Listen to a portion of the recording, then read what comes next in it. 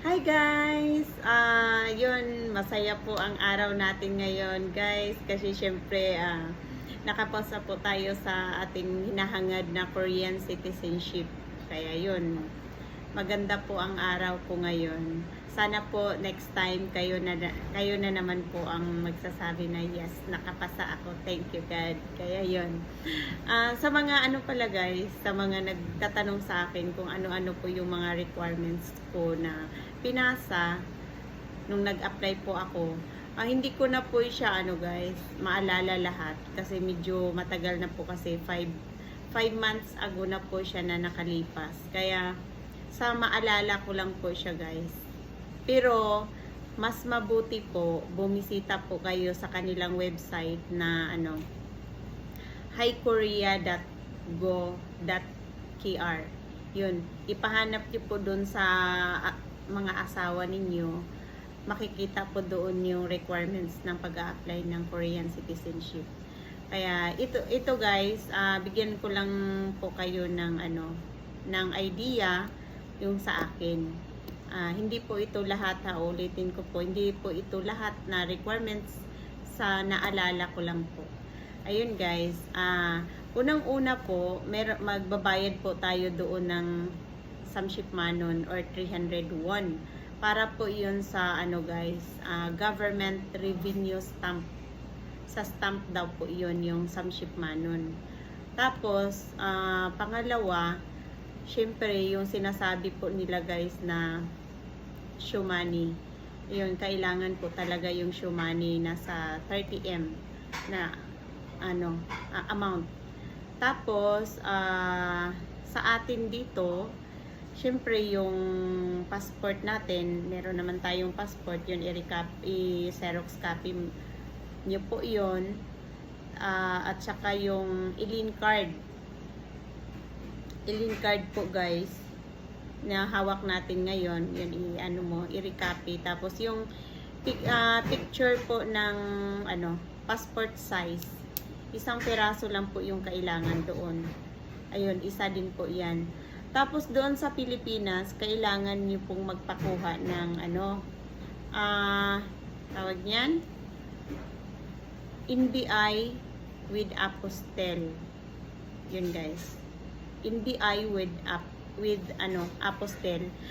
Tsaka yung birth certificate. Kung halimbawa meron kayong dito, PSA birth certificate, okay na po yan. Pero kung halimbawa wala po, yun, magpakuha po kayo doon sa Pilipinas. Tapos yung ko pala guys, about pala sa NBI, kasi syempre nandito po tayo sa Korea, wala naman tayong hawak na NBI na latest, no? Instead na lang po yung mga siguro ibang tao na nakakakuha po ng NBI na latest. Sa akin po pala, nagpakuha po ako sa sa ibang tao. Bigay ko po dito yung po guys, yung pangalan ng tao na pinakisuyuan ko. Kumbaga nagbayad lang po ako sa kanya. Legal po talaga siya guys kasi siya po ang nag-process ng ng NBI ko. Medyo may kamahalan po pero okay lang po siya kasi at least siya legit ba yung bayad mo. Ito po siya guys, baka kilala niyo na po yan. Yan siya. Si Neban. Search niyo yan guys, Neban Pangamil. Yan. Po siya guys, nagpa-process po siya ng any document po. Makikita niyo po sa profile niya, may mga post po siya dyan. Yan, pwede po kayong makisuyo sa kanya. Yun nga lang, syempre magbabayad ka po, wala namang libre ngayon. Pero okay lang yun, at least hindi na tayo uuwi sa atin. At saka syempre, pag uwi kasi tayo din sa atin guys, ang din kasi, ang medyo masakit din kasi sa ulo minsan, yung marami silang requirements na hingi-hingi. Lalo na pag mga mga valid ID. Syempre wala naman tayong masyadong valid ID sa atin kasi dito tayo naka-base, kaya mas maganda kung halimbawa sa tingin niyo po na hindi niyo kayang hindi niyo kayang umuwi, magpakuha na lang po sa kanya. Tulong na lang din po natin sa kanya kasi talagang siya power po talaga, nakakakuha po talaga siya ng document natin. About po sa requirements naman sa pagkuha niya ng document natin, manghingi lang po siya sa atin ng halimbawa, picture, tapos isend lang po through messenger. Tapos meron din po unang-una sa akin pala sa pagkuha niya ng NBI ko, nanghingi siya ng tawag niyan authorization letter. Binigyan lang po niya ako ng parang paragraph na ba. Ginaya ko lang po, sinainan ko. Tapos yun, sinend ko ulit sa kanya through messenger lang din po. Kaya no hassle po talaga. Kaya yun, siguro hindi lang umabot ng 1 month. Nandito na yung ko, NBI ko. Tapos yun, pagdating ng pagdating ng papers natin, tulad ng, halimbawa kung wala kang birth certificate, kung tulad ko, nagpakuha ako doon, o kahit basta yung papers natin, kasi syempre naka-English, kaya kailangan siyang i-translate naman ng Korean, kaya magbabayad na naman tayo dito.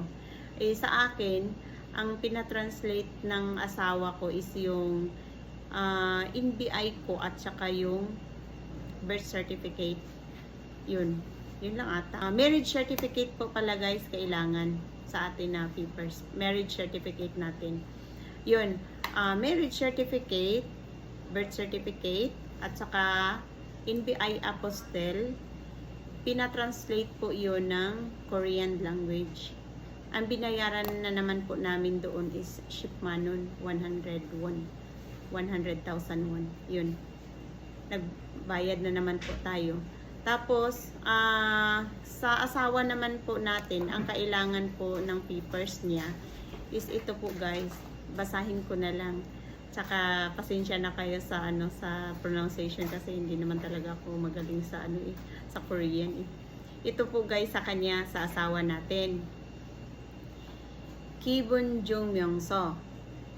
Sa English po niyan is basic registration. Hunin Gwange Jung Munso. Marriage certificate. Chok Gwange Jung Myung-so. Family registration. Tapos Jumin Dungrok Dungbo. Gun. Resident registration. Tapos Jumin Dungrokjong. Kung halimbawa may anak po tayo guys, itong Kachok Kwangi Jung Myung-so.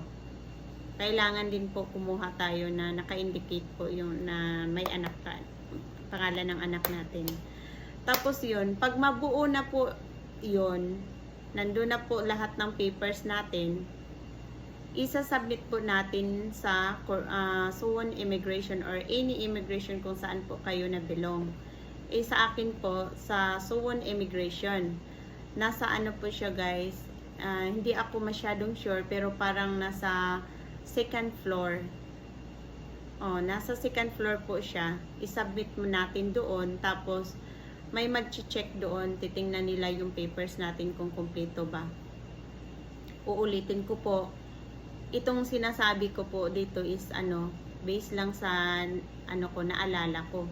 Pero mas maganda, bumisita po kayo sa highkorea.go.kr. Yun, search nyo sa asawa nyo.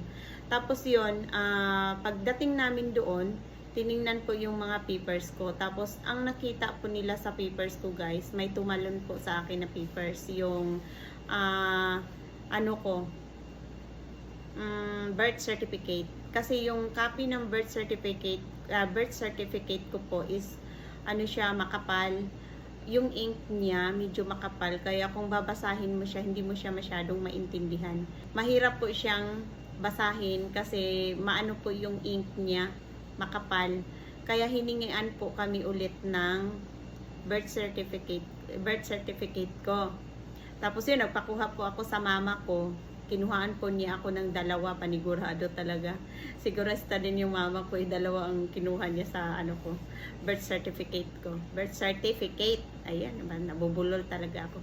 Tapos yun, to be followed na po yun. Pero, ang count ng pag-apply ko is that day. Nag-apply ako ng March. Pag-apply ko doon, sinabihan ako ng maghintay daw ako ng 5 to 6 months bago ang interview ko. Kaya binigyan po niya ako ng libro. Ito po pala guys, ang binigay sa akin ng libro. Guys, pag titingnan nyo yung libro, pag buksan nyo yan guys, sa una pa lang, hindi mo talaga maintindihan, no? Paano mo yan, intindihin. Siguro, yung magaling talaga ng Korean language, no? Maintindihan nila. Pero tulad ko, nanganga, di ko talaga maintindihan.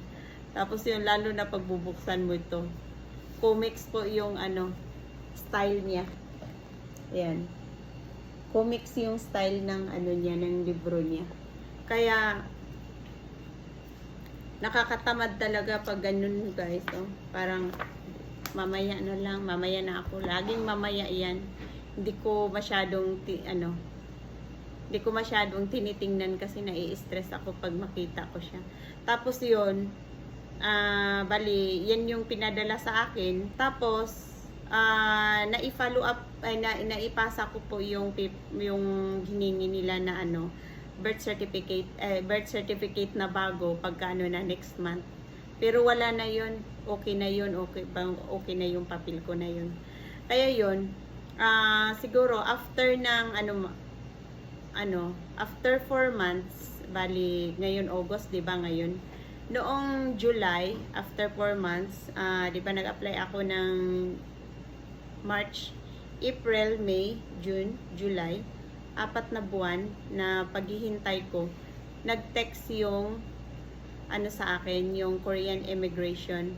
Through KakaoTalk lang po guys, nagte-text yan sila na next month or itong buwan na to at date at oras, ito yung interview mo.